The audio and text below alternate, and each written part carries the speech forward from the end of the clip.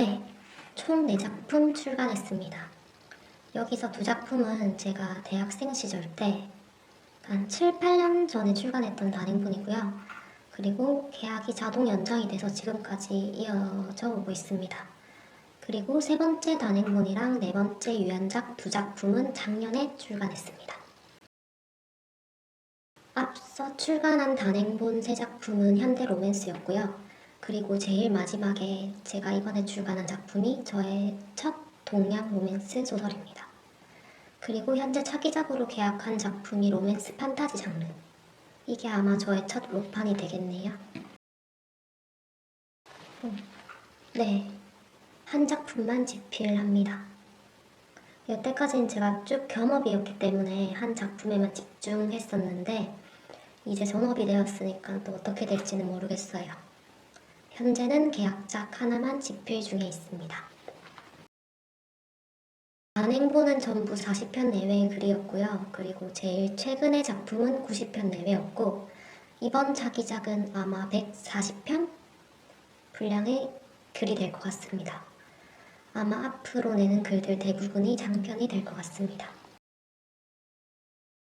작업 시간은 오전 10시부터 오후 4시 정도까지입니다. 근데 시간이 긴 것에 비해서 작업량은 적어요. 5,000자 내외입니다. 이게 어떤 걸 기준으로 잡아서 말씀을 드려야 될지 애매한데 1년을 잡고 말씀을 드리면 정말 1년의 월급보다도 안 되는 작품이 있었고요. 그리고 1년간 제 직전 회사의 연봉보다 높은 수익이 발생한 적도 있고요. 그러니까 중요한 건 단시간에 양질의 소설을 써내는 게 정말 중요한 것 같아요. 전업이 되고 나서 후회한 적은 없는지 질문이 있었던 것 같은데 있습니다. 제가 전 직장에 대한 회의감도 깊었고 회사 욕도 정말 많이 했잖아요. 제 브이로그에서 불만도 많았고 그럼에도 불구하고 오랜 시간 쭉 직장 생활을 이어왔던 이유가 아무래도 가장 큰 건 달달이 돈을 벌어야 한다는 이유였고 또 이런저런 불만을 차치하고서라도 조직 생활에 꽤 적응을 잘 하는 편이었습니다. 사회적 가면을 잘 쓰고 다녔죠. 동료들이랑 사이도 나쁘지 않았고 충분히 기분 나쁠 만한 말을 들어도 잘 웃어 넘겼고요. 그리고 무엇보다 하루하루 일을 처리하면서 성취감도 느끼고 또 내가 제 자신이 멋져 보이기도 하고요. 아무튼 회사 생활의 자체에서는 저는 만족감을 분명히 얻는 사람이라서 이제 회사를 못 다닌다고 생각을 하니까 아쉬운 부분이 있었어요. 지금도 목에 사원증 걸고 일하는 분들 보면 부럽기도 하고요. 그리고 무엇보다 제가 전업 작가를 하기 위해서 사표를 낸 게 아니라서 더 그런 것 같아요. 모종의 사건으로 제가 인내할 수 있는 제 한계치를 넘어서 그만두게 되었잖아요. 그때는 이직해야겠다 아니면 글을 쓰면서 다른 스트레스를 조금 덜 받는 직장으로 투잡을 뛰어야겠다 그런 생각으로 회사를 나온 거였거든요. 전업 작가는 제 계획에는 없었던 일이었습니다. 얘기가 좀 길어지는데 왜냐면 제가 글을 직업이라고 생각하고 쓴 적이 없어서 그래요.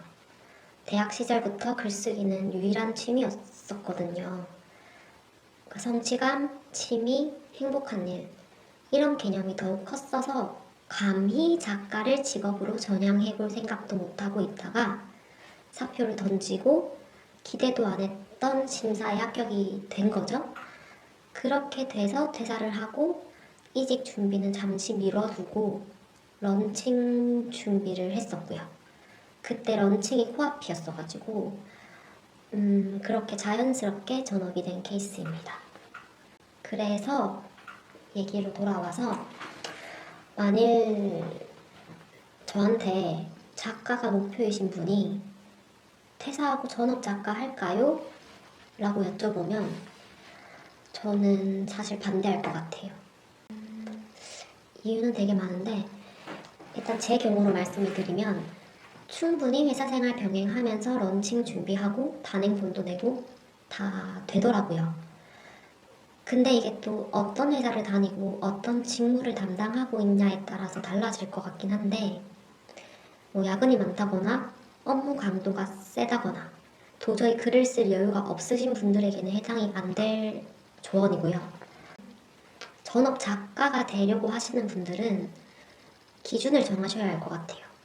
내가 조금 힘들더라도 경업을 하면서 작품을 내고 이 정도 수익이 발생했을 때 그만두겠다 하는 본인만의 기준을 만드신 후에 달성하게 되면 퇴사하는 것을 추천드립니다. 보통 전업을 고려할 때 가장 걸리는 부분이 경제적인 이유가 가장 크잖아요. 저 같은 경우에는 남편이 직장 생활을 하면서 고정적인 수입을 가져다 주고 있고요.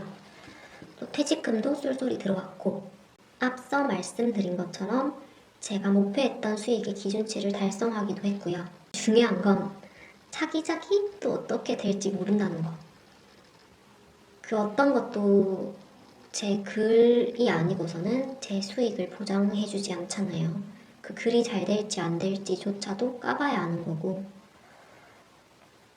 이번에 박을 치더라도 다음 작품이 쪽박을 칠 수도 있는 거고, 그래서 전업하시려는 분들은 정말 많이 생각해 보셨으면 좋겠습니다. 여러 방면들을 고려해 보셔야 될 것 같아요. 한글과 스크리브너 저는 둘 다 사용하고 있습니다. 일단 스토리 구상을 하고 신호글 쓰고 글을 쓰는 모든 작업은 스크리브너를 이용하고 있고요. 가장 마지막 태고는 한글을 이용하고 있습니다. 아무래도 출판사랑 작품을 주고받을 때는 주로 한글을 사용하거든요. 교정을 볼 때도 그렇고요. 스크리브너 사용법은 나중에 기회가 되면 영상으로 따로 만들어 보도록 하겠습니다. 촬영 기기. 집에서 촬영할 때는 캐논 마크2 카메라를 사용하고 있고요. 야외에서 간간히 촬영을 할 때는 제 폰, 아이폰을 사용하고 있습니다. 편집 프로그램은 파이널 컷 사용하고 있어요. 욕심나는 장비는 의자. 컴퓨터로 작업하시는 분들이 가장 많이 애용하는 게 허먼 밀러 의자? 네, 그거 몇백만 원은 하는 걸로 들었는데 그거 꼭 사고 싶어요. 직업병. 솔직히 목이 아프거나 허리가 아프거나 손목 아프고 한 거는 작가가 아니더라도 컴퓨터 작업을 주로 하는 직무에 다 해당되는 병인 것 같고, 만일 작가만의 직업병이라고 하면 정말 개인적으로는 눈 뜨고 외출하고 자기 전까지 글 생각이 나는 거? 이게 저는 정말 고통스럽더라고요. 그러니까 문득 생각난 아이디어 어디 메모 안 해두면 나중 돼서 기억도 안 나고 되게 답답하고, 그리고 제일 고통스러운 게 막 비몽사몽 잠들려고 할 때 아이디어가 꼭 떠오르더라고요. 그 생각을 계속 하고 있으니까. 그러면 힘겹게 눈을 떠서 카카오톡 4개 쓰기에다가 급하게 적어두고 그러고 자거든요. 저는 개인적으로 그게 직업병 같아요. 저만 그런 건 아닐 것 같아요.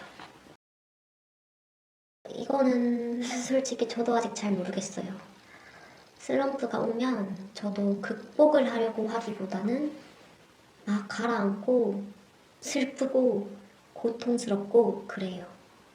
그래서 하루는 푹 쉬자 이렇게 하고 누워도 고통스럽고, 억지로 쓰려고 앉아도 고통스럽고, 그리고 그렇게 쓴 글을 다음날 돼서 읽으면은 저는 보통 폐기하게 되더라고요. 그럼 버릴 때 또 괴롭고. 그래서 이겨내는 방법을 터득하면 그때 알려드릴게요. 우선 저희 부모님은 제가 대학생 때 책 낸 걸 이미 아셨어가지고 그때 되게 좋아하셨어요. 뿌듯해하고 대견해하고. 근데 그때 계약서가 서면으로 집으로 날라왔었거든요. 우편으로. 근데 그걸 아빠가 먼저 뜯어서 본 거예요. 이제 거기 첫 장에 이제 인쇄 비율이랑 뭐 이런저런 거 있고, 바로 아래에 이제 간략한 시놉시스가 있었는데, 이제 막 의사 남자 주인공이랑 회사원 여자 주인공이랑 막 그런 로맨스였거든요. 근데 그걸 아빠가 다 읽어서 되게 부끄러웠어요. 그리고 남편은 그 당시에 제 남자친구였는데 그냥 되게 신기하더라고요. 근데 결혼하고 책 냈을 때도 신기해하고 그리고 이제 그걸로 또 돈을 벌고 수익을 내니까 자기가 더 좋아 죽고 그랬어요.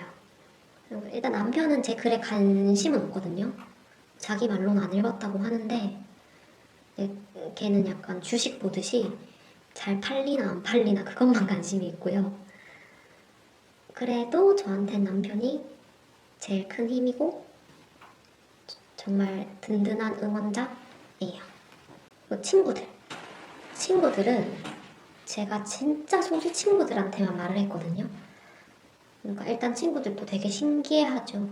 되게 다 직장인들이라서 웹소설을 아예 모르거나 안 읽는 애들이어가지고 친구들은 신기해하는데 저는 되게 부끄럽고 머쓱하고 그랬죠. 정말 친한 친구들은 축하한다고 선물도 사주고 저 그때 런칭발로 막 실시간 1등하고 그랬을 때 막 제 친구는 막 울기도 하고 그다음에 또 어떤 친구는 무알콜 샴페인 사와서 축하도 해주고 정말 고마웠어요. 이 분야를 잘 모르면서도 그렇게 마냥 축하를 해주는 게 정말 고마웠어요. 그리고 이제 초반부를 집필하시다가 이렇게 다수 엎은 적이 있다는 댓글을 봤는데요. 이제 어떻게 해야 되는지 여쭤보시는 댓글이었는데 제가 지금 그래요.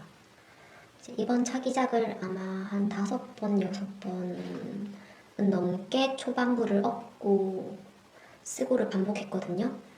작가를 직업으로 삼고부터 심해진 것 같아요. 오히려 취미로 글을 쓰고 이제 출간을 했을 때에는 자기 만족이 더 컸거든요.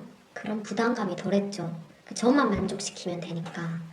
근데 이제 직업이 되고 제 글이 이제 시장에 내놓아야 하는 상품이 됐다는 걸 인지하고부터는 이것저것 신경 써야 할 부분이 굉장히 많더라고요. 시장성도 고려해야 되고 요즘 유행하는 키워드 그리고 각 회차마다 후킹도 넣어줘야 되고 그래서 힘을 빡 주고 쓰다 보면 너무 장황해 보이고 또 덜어내면은 너무 모자라 보이고 허접해 보이고 되게 힘들었죠. 근데 질문해주신 분은 저랑 다른 경우일 수도 있겠지만 우선 완결 내는 거는 정말 중요하다고 생각해요. 기승전결이 저희가 책으로 읽고 배우면은 알겠지만 막상 쓰려면 되게 어렵잖아요. 그리고 그게 시놉시스대로 가면 얼마나 좋겠어요. 근데 그게 정말 미리 구상해놓은 그대로 진행되지가 않더라고요. 그래서 본인이 완결을 꾸준히 내보면서 기승전결을 다지는 스스로의 노하우를 만들어내는 훈련이 필요한 것 같습니다. 완결을 내보면서 자연스럽게 조금이나마 터득하게 되더라고요. 근데 만약에 계약 작가님이시면 또 이미 몇 번 출간을 해보신 기성 작가님이시면 제가 답변을 드리기 되게 애매한 것 같아요. 답변이 달라질 것 같습니다. 초반부가 정말 마음에 안 드시는데 끝까지 스트레스 받아가면서 잡고 있다가 제 경우는 거의 5만 자, 아니 몇십만 자 분량까지도 버린 경우가 있거든요. 완결까지 억지로 끌고 가기보다는 초반부가 도저히 답이 없으면 빠른 결정을 내리고 다른 스토리를 잡아서 돌입하는 것도 좋은 방법이라고 생각합니다. 사실 저도 작품 사이에 텀이 되게 길었잖아요. 중고 신인 같은 느낌이거든요. 아직도 제가 신인 같은데 더군다나 유연시장에 대해서 이제야 알고 이제서야 발을 담고 본 사람으로 제가 뭐라 말씀을 드려야 할지 모르겠는데 같은 신인의 입장에서 말씀을 드려보자면 많이 읽어보시는 게 정말 중요한 것 같아요. 웹소설에 대한 애정도 정말 중요한 것 같고요. 인풋 많이 하시면은 자신도 모르게 배운 좋은 영향들이 글에서도 많이 풀어내지는 것 같고요. 그래서 많이 읽는 게 가장 중요한 것 같습니다. 저는 전작을 함께한 출판사랑 지금 차기작도 계약을 했는데요. 그 이유가 담당 편집자님과 굉장히 합이 잘 맞아서입니다. 우선 저는 작가 케어 방식이 정말 마음에 들어요. 칭찬도 많이 해주시고 이제 다른 방향으로 제시를 해주실 때도 칼같이 말씀하시기보다는 되게 둥글러서 예쁜 말로 포장을 해주시거든요.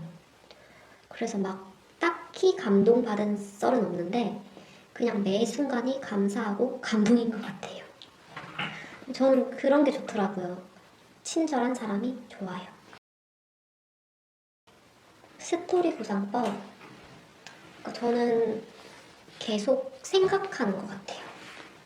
막 기승전결에 맞춰서 아이디어를 순차적으로 생각한다기보다는 이런 장면을 써보고 싶다. 남주랑 여주랑 막 이런 사건으로 저런 말다툼을 하는 격한 장면을 쓰고 싶다 하면 그 장면을 트리트먼트식으로 쓰고요. 전후 장면을 끼워 넣는 방식으로 이야기를 풀어내는 것 같아요. 계속 쓰다가 한번 쭉 쓰다가 읽어보고 속도가 너무 빠른 것 같다 하면 중간에 시간을 끄는 에피를 추가한다든지 하는 중구난방 스타일로 글을 쓰고 있습니다.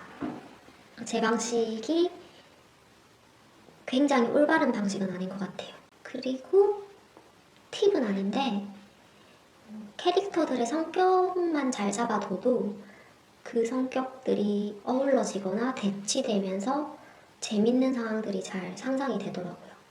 캐릭터를 잡는 것도 중요한 것 같아요. 그리고 저 이 질문 되게 감동적이었어요. 일단 작가로서의 목표는 어떤 장르를 딱 얘기했을 때 제 작품이 기본서처럼 언급되는 그런 글을 써보고 싶어요. 약간 수학의 정석 같은 길이 남아서 웹소설계의 한 획을 긋는 멋진 글을 써보고 싶습니다. 그리고 향후 저의 개인적인 목표, 잘 먹고 잘 사는 거, 부자 되고 싶어요. 열심히 쓰겠습니다.